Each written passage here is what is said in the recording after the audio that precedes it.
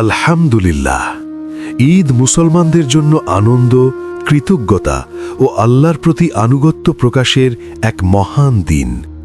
দীর্ঘ ইবাদত, ত্যাগ ও সংযমের পর এই দিনটি আসে রহমত ও বরকতের বার্তা নিয়ে। তবে ঈদের প্রকৃত সৌন্দর্য কেবল নতুন পোশাক বা আনন্দ উল্লাসে নয়, বরং প্রিয় নবী হজরত মুহাম্মদ সাল্লাল্লাহু আলাইহি ওয়াসাল্লামের দেখানো সুন্নত অনুযায়ী দিনটি অতিবাহিত করার মধ্যেই নিহিত। তাই আসুন আমরা ঈদের দিনটিকে আরও অর্থবহ ও বরকতময় করতে এই গুরুত্বপূর্ণ সুন্নতগুলো জেনে নেই এবং নিজেদের জীবনে বাস্তবায়নের চেষ্টা করি। ১. ভোরে ঘুম থেকে জাগ্রত হওয়া। অন্য দিনের তুলনায় ঈদের দিনে সকাল সকাল জাগা। ২. মিসওয়াক করা, মুখ পরিষ্কার রাখা ও সুন্নাত অনুসরণ করা। ৩. গোসল করা, ঈদের নামাজের আগে গোসল করা সুন্নত। ৪. শরীয়ত সম্মত সাজসজ্জা, পরিপাটি ও পরিচ্ছন্নভাবে নিজেকে উপস্থাপন করা। ৫.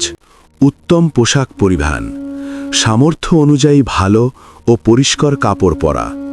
৬. সুগন্ধি ব্যবহার, সুগন্ধি ব্যবহার করা সুন্নত। ৭. ঈদের আগে খাওয়া, ঈদুল ফিতরে ঈদগাহে যাওয়ার আগে খেজুর বা মিষ্টি কিছু খাওয়া। ঈদুল আজহায় নামাজের আগে না খেয়ে পরে কোরবানির গোশত খাওয়া উত্তম। ৮. সকাল সকাল ঈদগাহে যাওয়া, সময় মতো আগে আগে পৌঁছনো। ৯. সদকায়ে ফিতর আদায়, ঈদের নামাজের আগে সদকায়ে ফিতর দেওয়া। ১০. ঈদগাহে নামাজ আদায়, অযথা মসজিদে নয়, সম্ভব হলে ঈদগাহে নামাজ পড়া। ১১. ভিন্ন পথে যাওয়া ও ফেরা, এক রাস্তা দিয়ে যাওয়া এবং অন্য রাস্তা দিয়ে ফেরা। ১২. হেঁটে ঈদগাহে যাওয়া, সম্ভব হলে হেঁটে ঈদগাহে যাওয়া। ১৩.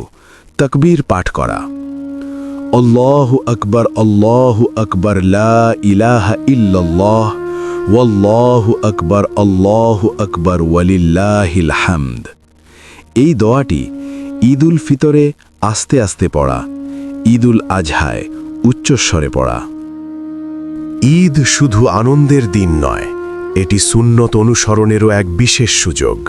এই সুন্নতগুলো পালন করলে আমাদের ঈদ হবে আরও বরকতময় ও অর্থবহ ইনশাআল্লাহ।